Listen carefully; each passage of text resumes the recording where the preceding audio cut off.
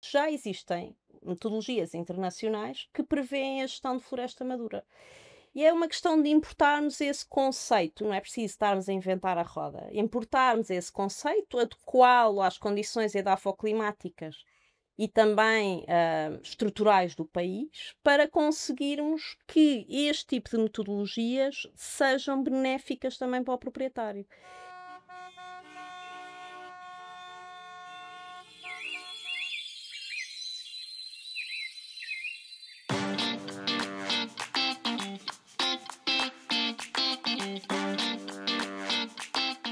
De Verde em Quando, o podcast do projeto Criar Bosques da Quercus. Este episódio tem o apoio de Merece, reciclar cartões e revelar histórias de sustentabilidade em merece.pt e da Aveleda, criar vinhos e cultivar um futuro sustentável em aveleda.com. E bem-vindos a mais um podcast de Verde em Quando, do projeto Criar Bosques da Quercus, e desta vez temos uma pessoa muito embrenhada no terreno, uma engenheira florestal pura e dura. Susana, bem-vinda. Queria Obrigada. começar aqui esta entrevista por te perguntar se valorizar e inovar a floresta nacional é um trabalho que vai demorar muitas gerações. Começo por esta pergunta. Vai demorar muitas gerações. Mas temos que começar já. Temos que começar já.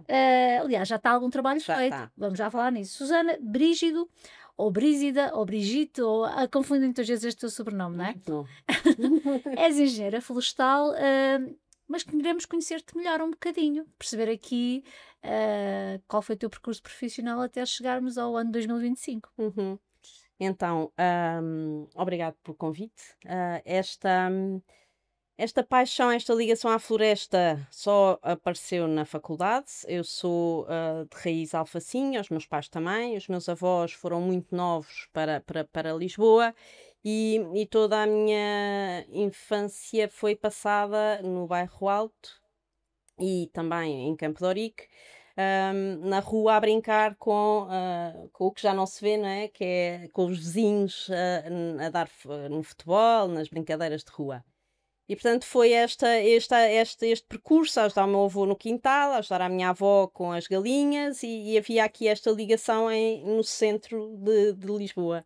A evolução foi natural, na altura em que tinha que ir para a faculdade, como nunca fui uma boa aluna, nem nunca tive boas notas, tinha que ir para a faculdade e tinha que ver um curso onde fosse acessível lá chegar.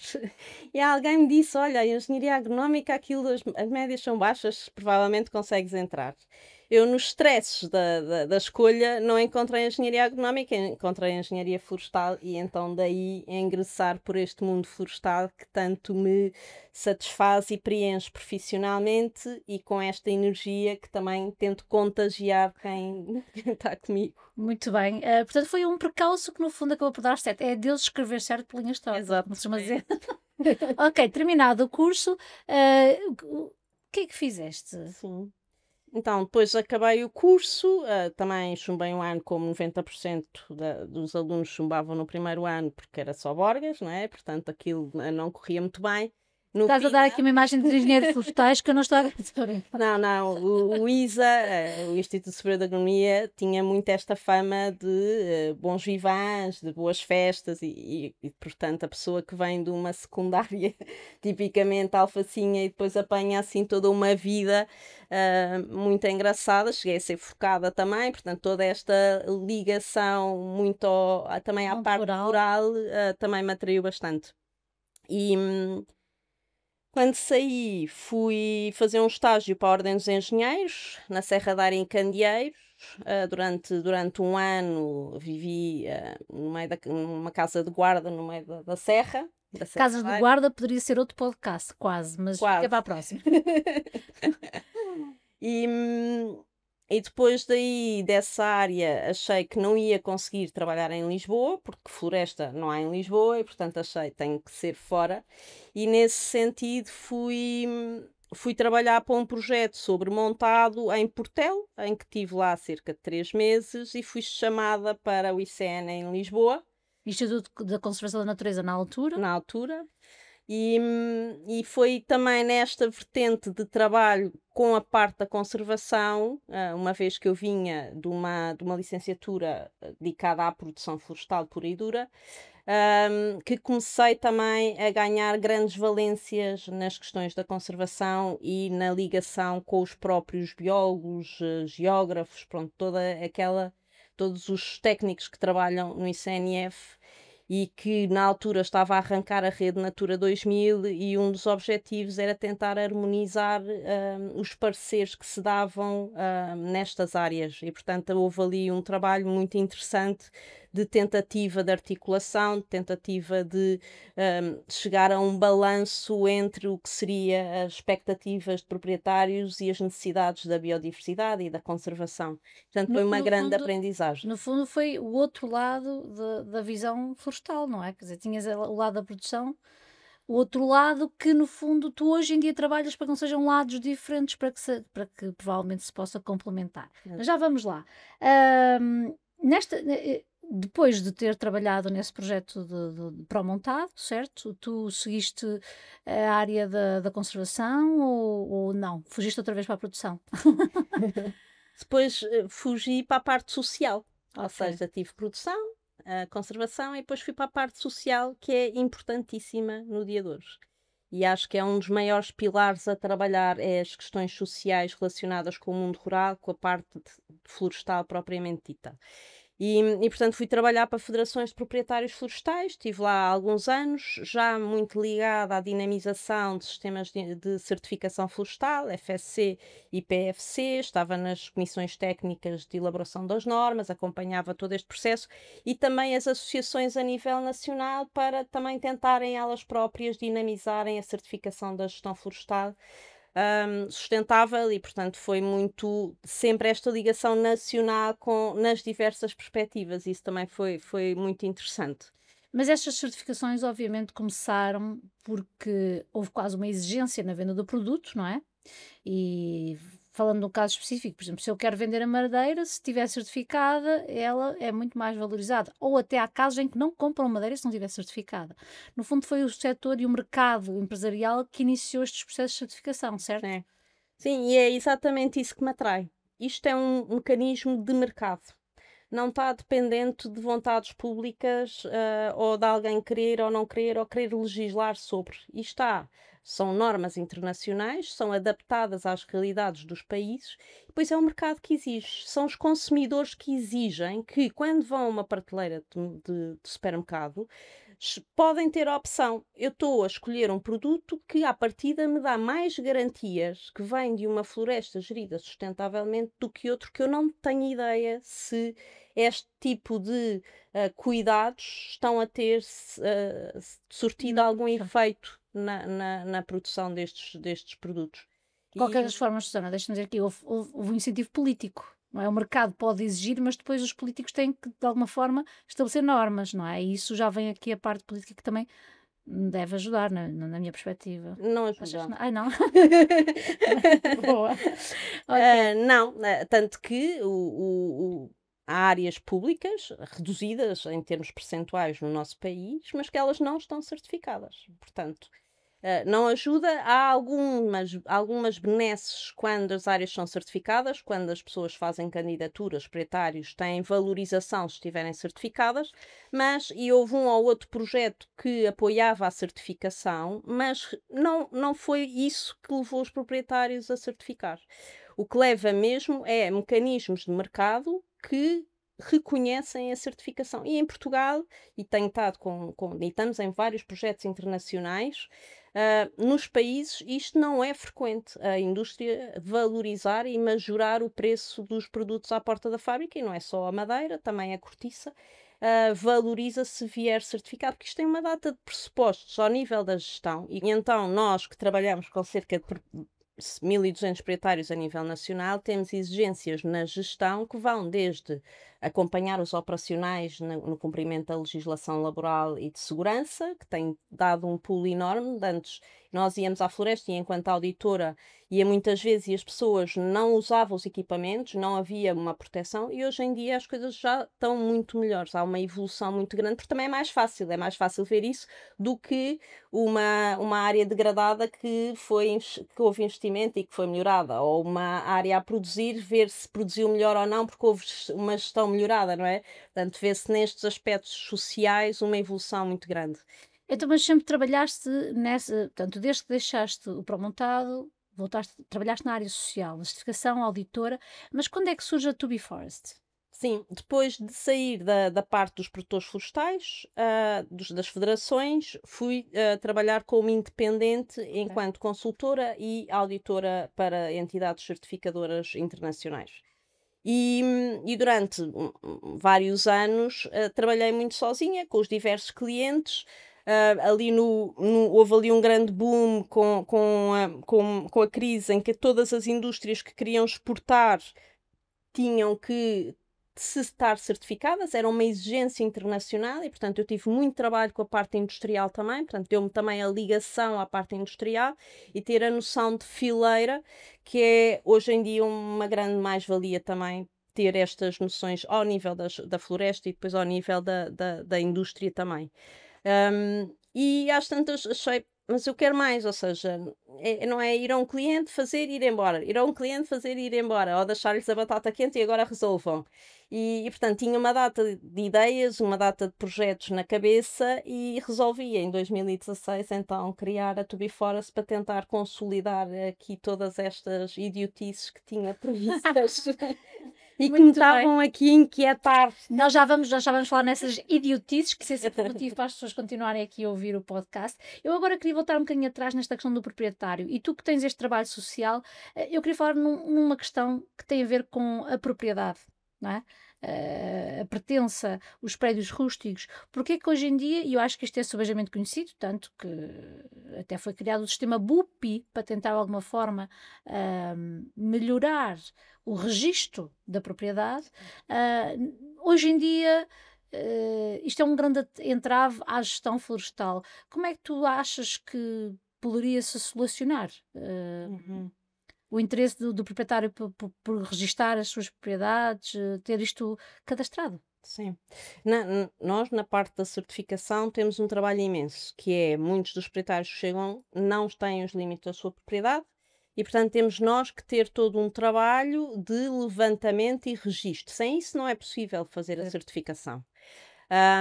E os proprietários pegam em muitos desses limites e depois vão fazer o registro. Portanto, nós estamos aqui também a contribuir para um objeto social do país e um objetivo social do país importante.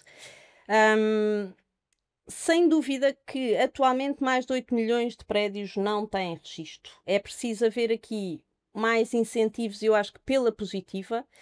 Se as pessoas fizerem operações, ter benefícios fiscais, benefícios sociais, haver um reconhecimento de quem gere, Portanto, um reforço positivo. pelo reforço positivo e, e no limite vai haver, pela coordenadora do BUPI diz que até 2030, à partida, eles conseguem fazer o levantamento de todos os prédios, exceto aqueles em que não há qualquer conhecimento. E nesses é preciso arranjar uma solução, porque ninguém gera o que não conhece. Portanto, e falem em benefício próprio, em causa própria. Na altura, os meus pais, quando a bisavó deles morreu na zona de Poiares, venderam tudo o que tinham, porque eles estavam em Lisboa, não iam conseguir gerir, não é? E, portanto, tinham essa noção clara e resolveram vender tudo. E já nessa altura havia 3 prédios em que eles não conseguiram achar. Portanto, até hoje pagamos cêntimos de imposto por coisas que nós não conhecemos. E os meus pais já tinham feito um esforço, foram à Câmara, foram à Associação, e ninguém acha aqueles prédios. E, portanto, é preciso arranjar aqui uma solução, porque existem. E tenho familiares que têm mais ou menos a mesma. Estão mais ou menos na mesma situação, porque os meus tios são de Lisboa, casaram-se com pessoas que tinham terras, portanto também não têm nenhuma ligação e, entretanto, têm este problema entre nós que não sabem onde é que as coisas são. E acho que tem que haver aqui uma solução de, ok, nós temos eventualmente áreas naquele concelho ou naquela freguesia, nós conseguimos à freguesia, eventualmente ao local, identificamos quais são as áreas que não estão e arranjamos aqui uma solução ou de cotas de gestão, ou de cotas de receitas, ou de cotas uma coisa que dê também já alguma posse. Ou então é simplesmente expropriar. Aquela pessoa não sabe, fica sem a terra. Eu acho que isso socialmente também é muito agreste. Mas que efetivamente temos que Mas qual implementar. terra, não é? Mas no fundo, Qual terra? temos que chegar a uma conclusão. E isso, atenção, só para lá de 2030. Até lá Pois, estará o sistema BUPI a exatamente. funcionar. Mas, sabes, se tu desses uma solução ao proprietário de valorização do seu terreno e dissesses assim, ok, vais investir aqui 100 euros, mas daqui por 5 anos tens aqui 500. Quero que seja, estou aqui a dar um exemplo por dar. Ahm, Será que não iria incentivar o tal reforço positivo e dizer assim, sim senhor, então eu vou ver lá o terreno na terrinha, agora que até já estou reformado, não sei, estou aqui a pôr exemplos, Certo. mas são o que são. A questão é, como é que nós conseguimos ajudar os proprietários florestais que não têm floresta produtiva? Uhum. E tu foste pioneira nisso, não é? Na valorização através dos serviços dos ecossistemas. Sim. É um facto. Ou seja, nós consideramos e trabalhamos o nosso grupo de gestão florestal um bocadinho como o nosso laboratório. Vamos testando também algumas medidas, algumas parcerias e verificamos se elas funcionam bem, se funcionam mal, se podemos melhorar em algum aspecto. Portanto, é quase um laboratório vivo de experiências e de tipo de medidas que consigamos fazer maior envolvimento das pessoas na gestão propriamente da floresta. Na parte produtiva é relativamente fácil, porque a indústria também está mais aberta a isso, começou a ter algumas restrições e mesmo pressões de mercado, e portanto estão mais envolvidos neste tipo de processo. O problema para nós começou a ser a parte das áreas de conservação, por um lado, porque não havendo receita, as pessoas não gerem, abandonam, ou fica ali uma área, um bosquete abandonado, e por outro, aumenta ali o risco de incêndio também no investimento. Nós fizemos de reduzir o risco de incêndio nas áreas produtivas. E, portanto, na altura houve o lançamento pelo parte do FSC dos serviços de ecossistemas e o que nos obrigou a olhar para aquilo e a pensar isto é possível, é execuível, vamos pôr em prática. E é um bocadinho a questão da engenharia e pôr, alguém já falava, nós gostamos é de pôr em prática as E é coisas, não é? verdade, nós somos só Pôr a profissionais. mão na massa. E portanto foi isso que fizemos. Pegámos em todos aqueles conceitos teóricos e medimos no terreno. É um mecanismo que é, de alguma forma, ele é transparente e público, porque toda a informação é pública e isto também dá confiança a quem se quer envolver neste tipo de projetos, porque sabe que ali estão dados, são auditados e que há metodologias de base que também têm que ser sujeitas aos seus pares, a investigadores, às universidades e, portanto, trabalhámos nessa sequência e em 2021 lançámos então a primeira certificação de serviços de ecossistemas em Aroca, que permitiu, de alguma forma, valorizar um terreno que já tinha ardido mais de 7 vezes, que as receitas nunca foram grande coisa, porque aquilo ardia de X em X tempo, havia proprietários desmotivados, e nós pensámos aqui, com esta pressão turística e esta visibilidade, nada melhor do que conseguir arranjar um projeto piloto. E nesse sentido conseguimos trazer o envolvimento de vários parceiros, conseguimos fazer a gestão dessa área e o que é certo é que os resultados têm vindo a aparecer. Temos feito a beneficiação de várias espécies autóctones e no último ano a área ardeu nos incêndios da Aroca e Parou ali. parou ali. E não chegou aos passadiços e as espécies estão lá. E portanto isto mostra o quão importante é preciso gerir aquelas áreas, seja o qual for a sua ocupação, também para este tipo de benefícios, porque também as espécies autóctones sobrevivem e melhora a sua resistência ao fogo e a este tipo de intempéries, não é? No fundo, vocês criaram indicadores, não é? Tentaram criar e metodologias que desse para dar a tal segurança e, Claro. no fundo, avaliar e monitorizar. Certo. Porque sem estas questões todas nós não conseguimos criar aqui Certo. padrões ou matrizes que façam com que o mercado também, porque existe todo um mercado também, especialmente agora com as questões do ESG, Certo. a procurar ajudar a restaurar estes ecossistemas e tudo o que eles nos dão. Certo. É isso. Portanto, esses serviços de ecossistemas, há depois 5 vertentes ou 5 pilares, podemos falar assim, Sim. que são?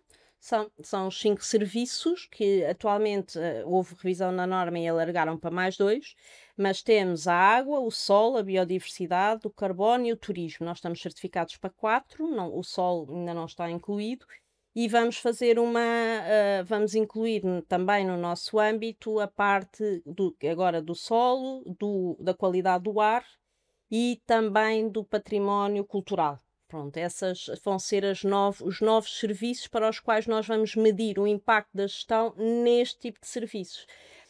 Ok, estes serviços de ecossistemas, há um que se destaca, provavelmente porque foi o primeiro que se conseguiu medir o do sequestro de carbono. Mas antes disso, nós temos aqui uma rubrica, Susana, que é o Mostra que Sabes. Vamos lá saber os teus conhecimentos na área.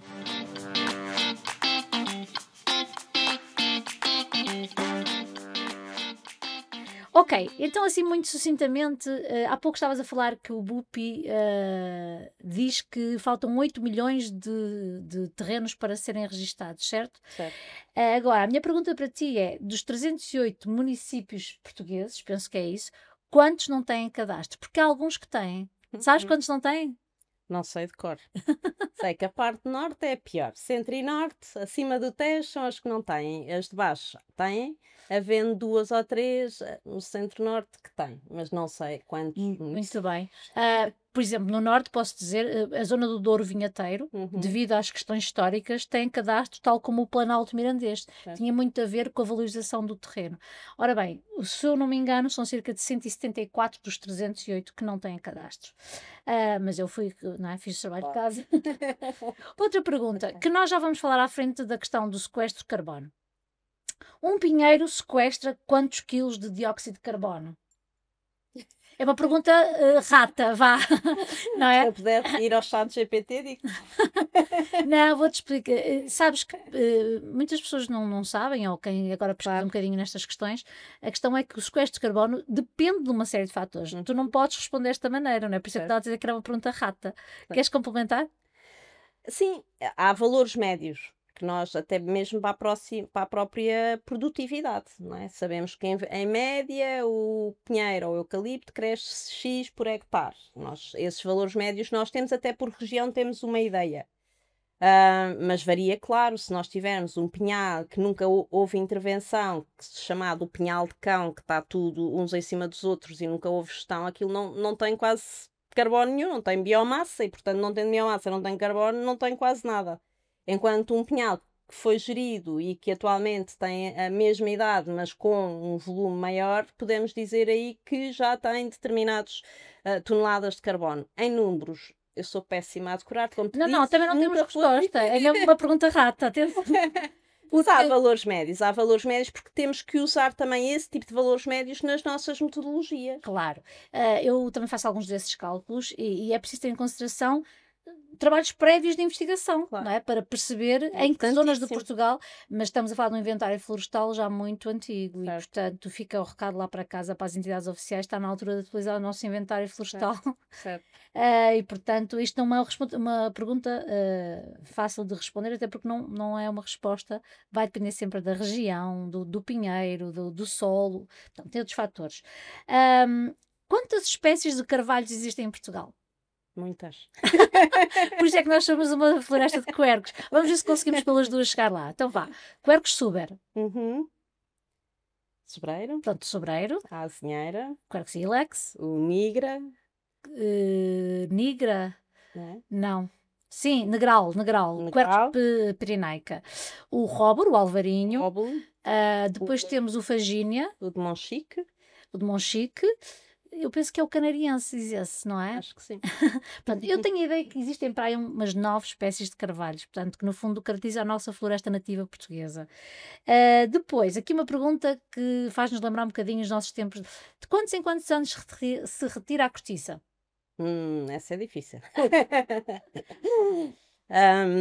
Ou seja, 9 em 9 anos, e isto, para o normal, nós temos trazido aqui alguns letões para ver a floresta portuguesa. Engraçado. Sim. Já é a segunda visita que temos, cerca de 25 letões que vêm cá, porque eles têm programas muito interessantes, que é trazer proprietários a realidades diferentes da Letónia. E então nós chegámos ali à Mata de Marrazes, está certificada para os serviços de ecossistemas da Junta de Freguesia, e eles têm lá uns pinhais, e da última vez que lá fomos, eles viraram-se para nós e perguntaram: então, e que idade é que tem este pinhal? E lá o proprietário disse: tem à volta dos 40 anos. E ele olhou para nós e simplesmente disse: na Letónia eram precisos 70 anos para atingir esta dimensão. Nós próprios não temos também a noção que, para países da Europa, nós temos condições excepcionais de produção em muitas áreas do nosso país. E estamos sempre a queixar que é uma verdade. floresta. Não somos tropicais, não é? Quase Quase de carinha, que não cresce e demora imenso tempo, mas também esta troca de realidades tem sido muito positiva nesse sentido, que é dar-nos também esta versão de o tempo que demora a crescer noutros países. E é brutal, é muito maior. Portanto, nós somos uns privilegiados na maioria das espécies que temos. Temos outros constrangimentos que eles não têm. Todos eles têm cadastro, não é? Todos eles têm... O Estado dá-lhes acesso a uma plataforma que eles sabem a produtividade da sua área. E, portanto, são outras... Uma partilha de experiências e uma aprendizagem. É uma aprendizagem e também nos muda um bocadinho o discurso, que é não estarmos sempre a dizer mal da nossa floresta. O português tem muito este registro que eu gostava de mudar, assim, vamos ver sempre o copo cheio. Sempre. Não é? Finalmente, vou-te falar um bocadinho da fileira do Pinheiro Manso, que talvez as pessoas não saibam lá para casa, que é, portanto, como é comercializado o Pinheiro Manso? O Pinheiro As pessoas só sabem dizer que chegam ao supermercado e aquilo é caríssimo, e é verdade. Certo. Mas há muitas questões relacionadas com o Pinheiro Manso que as pessoas não sabem. Sim. Sim, é caríssimo porque, para vocês verem, na parte da certificação florestal é uma das atividades de maior risco. E quando nós estamos a avaliar os riscos de higiene e segurança, o cumprimento de higiene e segurança e o cumprimento legal de toda esta matéria que nos permite assegurar, se tivermos um acidente, conseguimos ter depois consequência e sermos salvaguardados, a parte do pinhão é da mais perigosa, porque as pessoas, a atividade tem que subir a árvores muito grandes na maioria das vezes. Agora já fazem as fatias e tal, e Sim, a coisa, sim. e os pinheiros tornam-se mais pequeninos, é mais fácil a gestão. Mas é uma atividade de grande risco. E como tal, também é caro, não é? Portanto, o pinhão também se torna caro por isso. E tem sido, fruto muito destas alterações climáticas, tem havido grandes reduções de produção. E isso também tem encarecido também o produto. O que acontece é que, na maioria das vezes, nós também não fazemos a valorização do produto em Portugal, exportamos e depois ele chega-nos cá descascadinho e lá está, tudo isto são custos e não há uma valorização da indústria nacional nesta transformação. Muito bem. Então, voltando aqui à nossa conversa, passaste aqui neste Mostra que sabes. Voltando aqui à nossa conversa, vamos falar aqui no mercado de carbono. O que se ouve dizer no setor é que isto ainda está tudo muito por definir. A Agência Portuguesa do Ambiente lançou recentemente uma metodologia, não sei se, aliás, até teve em discussão pública recentemente, não é? Esta metodologia, da qual até foi bastante participada e o que é que tu tens a apontar sobre esta forma? Porque, no fundo, conseguir pagar o mercado de carbono, há muitas críticas associadas a isto. Primeiro porque não deve ser só por si isolado, porque uma floresta de eucalipto e monocultura sequestra muito carbono, não é? Devem ser compensados por isso. Há uma série de questões que se levantam. Primeiro queria que falasse da metodologia e depois assim destas questões associadas. Sim, ou seja, nós também começámos com a questão dos serviços de ecossistemas e esta experiência de termos sido pioneiros dá-nos um bocadinho esta vertente também do que é que os clientes procuram, não é? Porque, como é óbvio, temos de ter mercado para os serviços de ecossistemas. E sempre que íamos falar com as diversas empresas, a primeira coisa que eles queriam era: mas isso são créditos. Nós aqui nos serviços de ecossistemas e na certificação de serviços de ecossistemas não estamos a falar de créditos, estamos a falar de pagamento dos serviços que aquelas florestas nos prestam. Mas a evolução era essa, ou seja, nós tivemos estes anos a melhorar as nossas metodologias, a ajustá-las às diversas espécies e no sentido exatamente de estarmos preparados quando o mercado voluntário estivesse em vigor, quando começar a entrar em dinâmica rotineira. Esta metodologia eu acho que é legítima. Eu tenho estado nos cursos que tem havido pela ADN e pela APA, que fiz o curso também de verificador, e eu acho que é perfeitamente legítimo o que eles. E acho que é uma estratégia positiva. Eles lançaram a pedra. Portanto, Agora tem que ser pegaram lá, lapidada, é isso? eles pegaram no caso mais simples, porque senão demorariam anos a fazê-la. Portanto, eles de alguma forma conseguiram com alguma eficiência hum, pegar num caso simples que é a plantação, não há lá nada, tudo o que lá puser é carbono, não é? Portanto, se vai haver muita adesão ou se temos muitas áreas disponíveis para, provavelmente não, mas dá-nos já algumas pistas para podermos criar novas metodologias. E isto ao contrário, imagino, dos nossos vizinhos espanhóis. Eles têm as metodologias fechadas. São aquelas e ou queres ou não queres. Aqui há esta oportunidade do setor poder propor metodologias e elas vão ser públicas. Portanto, não é, se eu desenvolver uma metodologia, não fica negócio da To Be Forest. Não, é uma metodologia que vai ser pública. Portanto, é importante que as diversas organizações do setor identifiquem áreas-chave e elas fazem sentido. Fazem sentido trabalhar a gestão. É o que nos faz falta, é trabalhar e valorizar a gestão. E eu acho que isso é possível, já estamos a trabalhar no assunto, para que quem gere seja valorizado por isso. Também surgiram algumas polémicas que esta metodologia vai valorizar o eucalipto. Também é um bocadinho uma falácia, porque embora a metodologia dissesse em consulta pública, não é? Porque ainda não temos a versão final, que são elegíveis todas as espécies incluídas nos planos regionais de ordenamento florestal, está proibido por lei haver novas áreas de eucalipto. Portanto, se está a metodologia prevê só novas arborizações em áreas agrícolas ou em cultos, pronto, áreas que não tenham floresta. E se é proibido novas florestas de eucalipto, pronto, está logo por. Mesmo que ela esteja prevista no plano regional, não é possível haver uma arborização com eucalipto, não é? Mas, Susana, eu como proprietária florestal, e se eu quisesse ir buscar créditos de carbono, eu tenho uma floresta frondosa bonita. E já estou a participar no serviço do ecossistema. Claro. Vou cortar os meus carvalhos para fazer uma plantação nova para ter acesso? Não. Nesta metodologia, não. Não, só tem que ser áreas que há 10 anos não tenham sido floresta. Portanto, não se pode cortar árvores. É o que eu estou a dizer. Então, mas eu, enquanto proprietária florestal, como é que eu vou ser compensada de ter mantido esta floresta ao longo dos anos? Nesta metodologia, não. Ou seja, o que faz Vai haver outras? vão haver outras. Ok. Tal como, e isto foi muito interessante neste curso que houve da ADN para verificadores, nós pegámos em várias metodologias de mercados voluntários internacionais e avaliámos se era execuível ou não a implementação. E uma delas tinha a ver exatamente com a gestão florestal, gestão de floresta madura. Portanto, já existem metodologias internacionais que prevêem a gestão de floresta madura. E é uma questão de importarmos esse conceito, não é preciso estarmos a inventar a roda. Importarmos esse conceito, adequá-lo às condições edafoclimáticas e também estruturais do país, para conseguirmos que este tipo de metodologias sejam benéficas também para o proprietário. E esta coisa casa muito bem com os serviços de ecossistemas, porque também aí houve um reconhecimento que se as áreas tivessem a certificação de serviços de ecossistemas, poderiam evoluir para um carbono mais, ou seja, mais valorizado, onde poderá ser reconhecido em termos de verba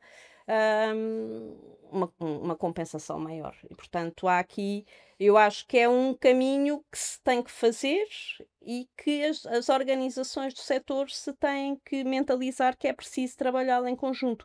E têm que ser elas, porque depois quem vai beneficiar são os proprietários que basicamente fornecem a indústria e se todos estivermos geridos, se todos estivermos a trabalhar na prevenção de incêndios, todos seremos beneficiados, não é?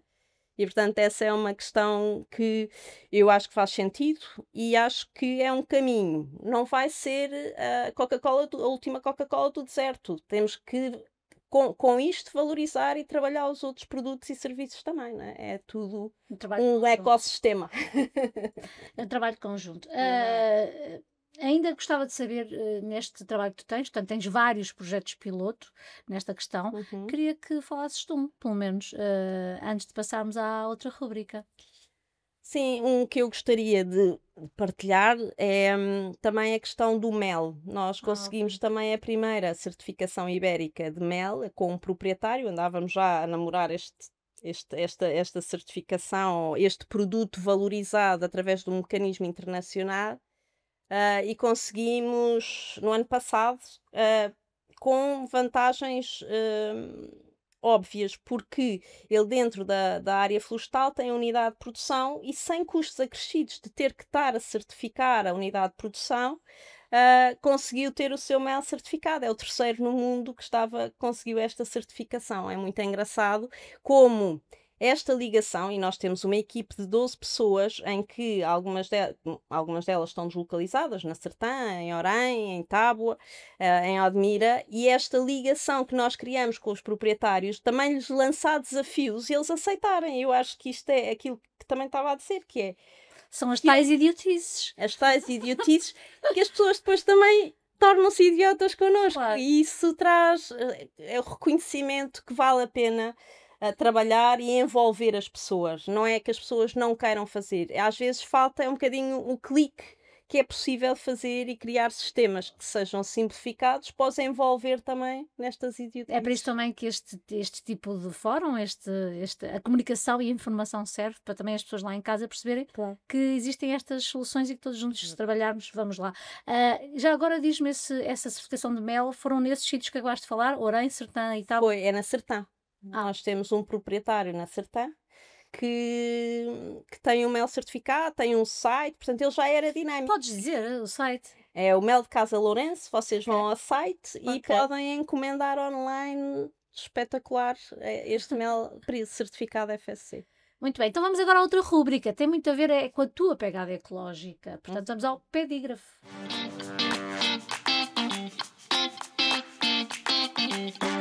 Ok, ok, Susana. Vamos ver agora então qual é o teu comportamento a nível ambiental.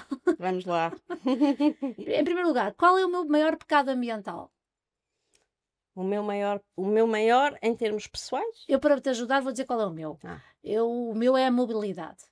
Porque tenho que conduzir sempre viatura própria e ao facto da minha vida profissional portanto, vivo numa aldeia, um bocadinho longe dos centros, e então tenho que conduzir bastante. E esse certo. acaba por ser o meu maior.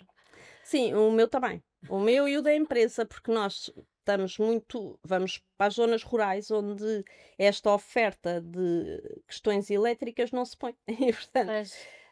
não conseguimos conciliar bem a eficácia desta mobilidade elétrica com a execução dos trabalhos e, portanto, é muito difícil. Mas acho que é por aí, por todos os produtos, tudo o que nós fazemos dentro da Tubi Forest vem de florestas certificadas e o maior exemplo é o nosso escritório, que foi o primeiro projeto certificado de arquitetura FSC, em que as madeiras que lá vêm são todas certificadas, são de florestas nacionais, temos Criptoméria dos Açores, o Pinho Nacional, a Cortiça, e temos também mobiliário de indústria nacional. Também podem ver no nosso site todos os parceiros que tivemos. Portanto, desde o nosso escritório aos materiais que temos, tudo é proveniente de florestas certificadas, que é um local no centro de Lisboa, é um cowork que está aberto para fora, em que as pessoas depois também tomam um bocadinho mais esta realidade da E já agora onde floresta. está? Eu nunca fui a outras. Em Campo de Ourique, tens que lá ir. Muito bem, obrigada. Ora bem, se eu pudesse, viveria longe de Lisboa. Viveria sem ser no centro de Lisboa. É uma pergunta que te faço. Farias isso? Não é que isso seja Tenho mais alguns- sustentável ou não, atenção. Sim. Tem os seus desafios. Eu, como sou alfacinha, tenho alguma dificuldade. Lá em casa há essa pressão para irmos Sim. para fora. Ok. Eu tenho alguma dificuldade e eu acho que é tudo uma questão de organização, não é? E de hábitos.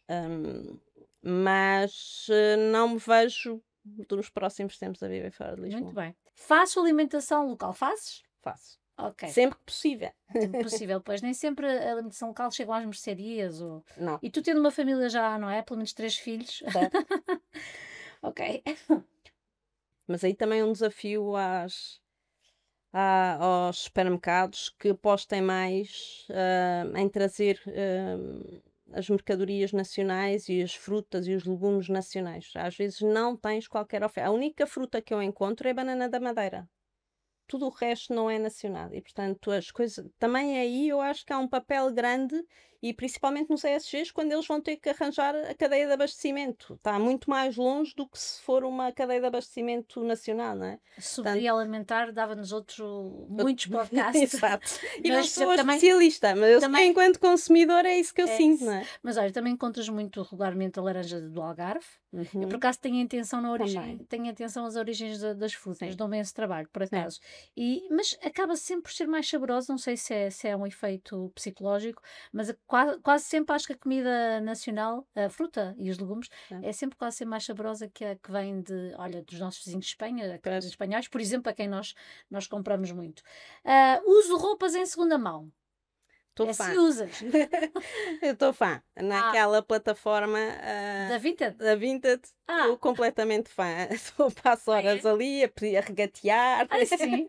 Tu também é uma E, questão portanto, social aqui associada. aprendi ali aquela plataforma e tenho, claro, depois às vezes a roupa chega e não me serve, mas enfim, é o que é. E depois há aqui uma reciclagem, os meus filhos também estão envolvidos, que é a forma deles também ganharem algum dinheiro e portanto Olha que estamos bem, fãs. porque há muita roupa que me chega e eu reencaminho para vários projetos, mas por acaso, nunca me dei a trabalho de entrar na Vinted. Fica aqui a sugestão, está verdade?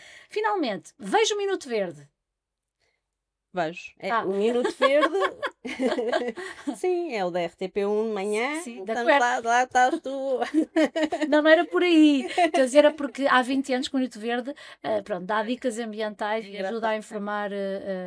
Alguns eu até depois procuro e tentei arranjar solução para bicicletas e para umas coisas que vocês apresentaram lá, e acho que dão dicas interessantes e pistas que a pessoa depois pode utilizar. Há muitos que nos ligam sobre a questão do detergente, nós ensinamos às vezes uns detergentes. É engraçado, é engraçado. Temos um feedback muito positivo sobre esse projeto que é espetacular. Bom, Susaninha, teríamos sempre muito para conversar, mas para finalizar este podcast é perguntar nesta tua vida, e eu considero que tu és uma mulher de superação e que tens feito um trabalho espetacular, tens posto em prática essas idiotices, e por isso é preciso muita coragem também. Se tu tens aqui alguma inspiração, nós não chegámos a falar na Ordem dos Engenheiros, da qual tu também fazes parte, portanto tens aí um outro trabalho social e profissional que se avizinha. Sim. Mas então consegues dar-me alguma referência ou inspiração para aquilo que tem sido um bocadinho a tua vida? O que é que te move? Uhum. Sim, em termos de motivação, e eu vinha a ouvir os podcasts na viagem, sem dúvida que o futuro dos filhos e dar-lhes qualidade de vida no futuro é algo que me move, não é? O legado que deixamos para a nossa descendência, e tendo 3, o legado tem que ser um bocadinho mais pesado. Isso sem dúvida que é um bocadinho um motor que me move também, conseguir trabalhar nessa área para deixar um futuro melhor. Em termos de referências profissionais, poderei dizer que alguém que também me inspira bastante, e da ligação e da disponibilidade, é a professora Margarida Tomé do ISA. Tentámos em vários sítios ou em várias ocasiões fazer projetos, sempre muito disponível, a professora espetacular, sempre muito disposta a ajudar, a ensinar, mesmo não estando na universidade, é espetacular, tem uma postura muito, muito positiva, e atualmente encontra-se a colaborar com a To Be Forest e a ajudar-nos também a melhorar as coisas, e ela própria tem a sua área certificada dentro do nosso grupo e acede aqui à informação que nós temos, e também nos vai dando um aspecto, a visão de um proprietário que tem muito mais conhecimento, não é? Que tem um historial de investigação grande e que nos pode aportar aqui uma mais-valia grande também de melhorarmos cientificamente a informação que produzimos, e portanto acho que aqui uma grande referência para mim enquanto florestal, mas para muitos florestais, acho que sem dúvida a professora Margarida Tomé. Susana, muito obrigada pela tua participação, e esperemos que tenha levantado aqui questões aos proprietários, que também se tornem um bocadinho mais dinâmicos, procurem soluções como aquelas que a tua empresa oferece, e não só. Portanto, no fundo, pela valorização do nosso território e da nossa floresta. Muito obrigada pelo convite.